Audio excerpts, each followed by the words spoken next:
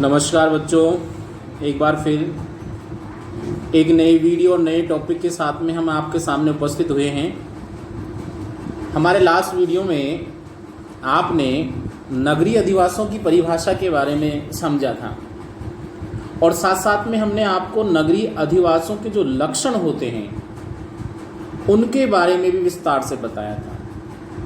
आज की वीडियो में जो हम चर्चा करने वाले हैं वो नगरीय बस्तियों के वर्गीकरण के बारे में चर्चा करने वाले हैं। देखो, विश्व के अलग अलग भागों में नगरीय जो बस्तियां होती हैं वो अलग अलग प्रकार की मिलती हैं। तो ऐसे कौन कौन से आधार हैं जिनके अनुसार नगरीय बस्तियों का विभाजन किया जाता है, उन सभी आधारों की चर्चा हम आज के वीडियो में करने वाले हैं। देखो, विश्व के अलग अलग भागों में नगरीय अधिवासों को परिभाषित करने के लिए अलग अलग प्रकार के पैरामीटर यूज में लिए जाते हैं। ऐसा नहीं है कि संपूर्ण विश्व में नगरीय अधिवासों की केवल एक ही समान परिभाषा हो, अपितु अलग अलग देशों में अलग अलग दशाओं को आधार मानकर नगरीय भागों को परिभाषित किया गया है और नगरों को परिभाषित करने के साथ साथ उनका जो वर्गीकरण किया गया है, उनका जो विभाजन किया गया है, उस विभाजन की प्रक्रिया के लिए भी अलग अलग देशों ने अपनी सुविधा के अनुसार अलग अलग दशाओं को आधार मान रखा है।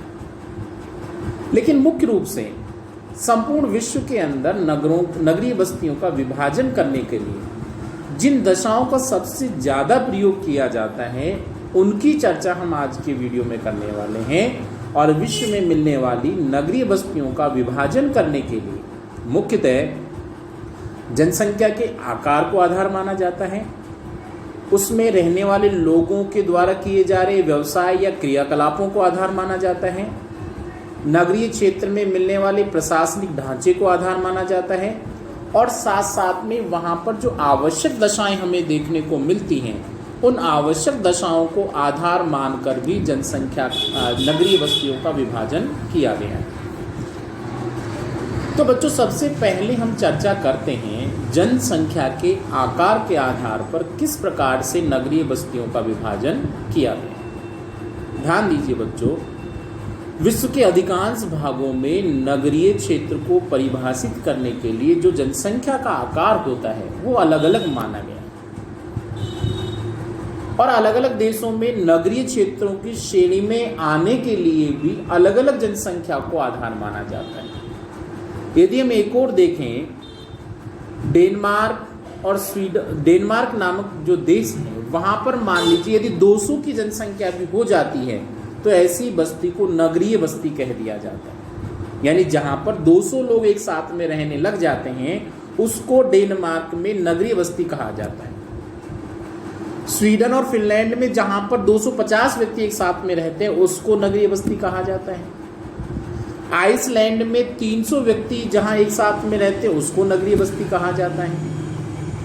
कनाडा और वेनेजुएला में जहां 1000 व्यक्ति रहते हैं उसको नगरीय बस्ती कहा जाता है। कोलंबिया में 1500 व्यक्तियों के निवासी स्थान को नगरीय बस्ती कहा जाता है।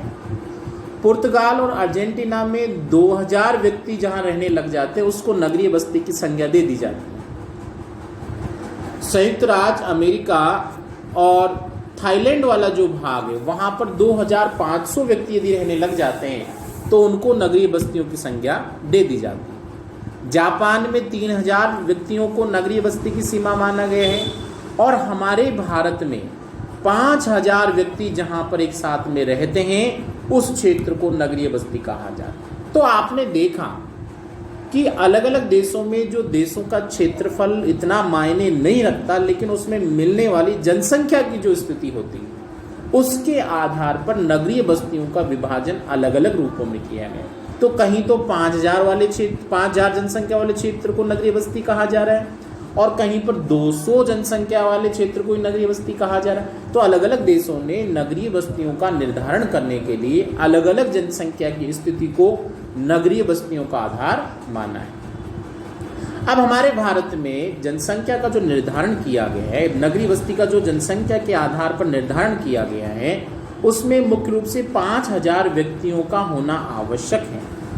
लेकिन इन 5000 व्यक्तियों के साथ साथ में कुछ ऐसी दशाएं भी हैं जो भी आवश्यक रूप से होनी चाहिए। केवल 5000 व्यक्ति होना ही नगरीय बस्ती के विभाजन का आधार नहीं है, अपितु इसके साथ साथ में उस क्षेत्र में जनसंख्या का घनत्व भी 400 व्यक्ति प्रति वर्ग किलोमीटर से अधिक होना चाहिए। तो भारत में एक ऐसा क्षेत्र जहां जनसंख्या 5000 मिलती है, साथ साथ में जनसंख्या का घनत्व 400 व्यक्ति प्रति वर्ग किलोमीटर से अधिक मिलता है, और इसके साथ भी जहां पर प्राथमिक क्रियाकलापों की गौण स्थिति देखने को मिलती है, यानी जहां पर प्राथमिक क्रियाकलापों के स्थान पर द्वितीयक, तृतीयक, चतुर्थक और पंचमक क्रियाकलापों की प्रधानता पाई जाती है, ऐसी मानवीय बस्ती को हमारे भारत में नगरीय बस्ती या नगरीय अधिवास के रूप में जाना जाता है। इसके साथ ही भारत में जहां पर प्रशासनिक प्रक्रिया देखने को मिलती है, नगर निगम है, नगर पालिका है, छावनी है, कोई कैंटोनमेंट एरिया है, तो ऐसे सभी क्षेत्र जो प्रशासनिक क्षेत्रों की श्रेणी में शामिल किए गए हैं, चाहे वो नगर पालिका के रूप में हो या नगर निगम के रूप में हो या छावनी बोर्ड के रूप में हो, तो ऐसे सभी क्षेत्रों को भी हमारे भारत में नगरीय अधिवासों की श्रेणी में शामिल करने के आधारों के रूप में शामिल किया गया है। तो ये पूरे विश्व के अंदर अलग अलग भागों में जो नगरों का जनसंख्या के आकार के आधार पर वर्गीकरण किया गया था, उसके लिए पूरे विश्व में प्रयुक्त होने वाली जनसंख्या के आकार या जनसंख्या की जो स्थिति थी, उसके आधार पर पूरे विश्व में जनसंख्या की अलग अलग नगरीय विभाजन की प्रक्रिया का वर्णन हमने इस पॉइंट के अंदर किया है। जनसंख्या के आकार के साथ साथ में देशों में मिलने वाली जो व्यावसायिक संरचना होती है, वहां के लोग कौन कौन से क्रियाकलापों में संलग्न है, कौन कौन से कार्य कर रहे हैं, ऐसे कार्यों की संलग्नता को भी नगरों के विभाजन का आधार माना जाता है। तो क्षेत्रों में मिलने वाली व्यावसायिक संरचना, इसी को हम कार्यात्मक संरचना भी कह सकते हैं। तो कार्यात्मक संरचना की स्थिति भी जनसंख्या के आधार पर नगरीय विभाजन की प्रक्रिया हेतु उत्तरदायी मानी जाती है। जैसे इटली नामक एक देश है जहां पर 50% से अधिक जनसंख्या यदि गैर कृषि कार्यों में संलग्न मिलती है, तो उस क्षेत्र को वहां पर क्या कह दिया जाता है, नगर कह दिया जाता है। लेकिन हमारे भारत में ऐसा नहीं होता। हमारे भारत में जब तक 3/4 यानी 75% से अधिक जनसंख्या जब तक गैर कृषि कार्यों में संलग्न नहीं मिलेगी, तो उसे नगरीय क्षेत्र नहीं कहा जा सकता है। जब 75% या इससे अधिक जनसंख्या गैर कृषि कार्यों में संलग्न मिलती है, तो ऐसे क्षेत्र को फिर हमारे भारत में भी नगरीय अधिवासों के रूप में या नगरीय बस्तियों के रूप में परिभाषित किया जाने लगता है। तो किसी क्षेत्र के अंदर संपन्न होने वाली लोगों के कार्यों की जो स्थिति होती है, उसको भी नगरीय बस्तियों के विभाजन या वर्गीकरण का आधार माना जाता है। तो आर्थिक गतिविधियां जो होती हैं, वो नगरीय बस्तियों के एक विभाजन की प्रक्रिया के लिए आधार या मापदंड के रूप में प्रयुक्त की जाती है। तो व्यावसायिक संरचना भी जनसंख्या के आकार के समान नगरीय बस्तियों के विभाजन हेतु एक आवश्यक दशा मानी जाती है। अब व्यावसायिक संरचना के साथ साथ में किसी क्षेत्र में मिलने वाली जो प्रशासनिक स्थिति होती है, प्रशासन का जो ढांचा होता है, वो भी नगरीय बस्तियों के विभाजन का आधार माना जाता है। किसी क्षेत्र में प्रशासन किस प्रकार से संपन्न हो रहा है, ये पूरी की पूरी प्रक्रिया नगरीय बस्तियों के विभाजन के आधार मानी जाती है। विश्व के कुछ देशों में नगरीय बस्तियों को विभाजित करने में प्रशासनिक ढांचे को मापदंड माना जाता है। जैसे थोड़ी देर पहले हमने चर्चा की थी, यदि हमारे भारत में कहीं भी नगर पालिका मिल रही है, कोई छावनी बोर्ड मिल रहा है, नगर निगम मिल रहा है, या अधिसूचित नगरीय क्षेत्र समिति मिलती है, तो ऐसे क्षेत्र को हमारे भारत में नगरीय बस्ती की संज्ञा दे दी जाती है। ब्राजील और बोलिविया में जनसंख्या के आकार के साथ साथ प्रशासकीय केंद्रों को नगरीय केंद्रों को माना जाता है। तो भारत है, बोलिविया है, ब्राजील, ये कुछ ऐसे देश हैं जहां पर प्रशासनिक केंद्रों के आधार पर भी नगरीय बस्तियों का विभाजन किया गया है, और जहां पर नगरीय बस्तियों का वर्गीकरण करने के लिए जनसंख्या के आकार, साथ साथ में व्यावसायिक संरचना और प्रशासनिक प्रक्रिया को महत्वपूर्ण स्थान दिया जाता है। इन सभी 3 मूलभूत दशाओं के साथ साथ किसी क्षेत्र विशेष में मिलने वाली जो आवश्यक दशाएं होती हैं, आवश्यक सुविधाओं की जो स्थिति होती है, उसको भी नगरीय बस्तियों के विभाजन का आधार माना जाता है।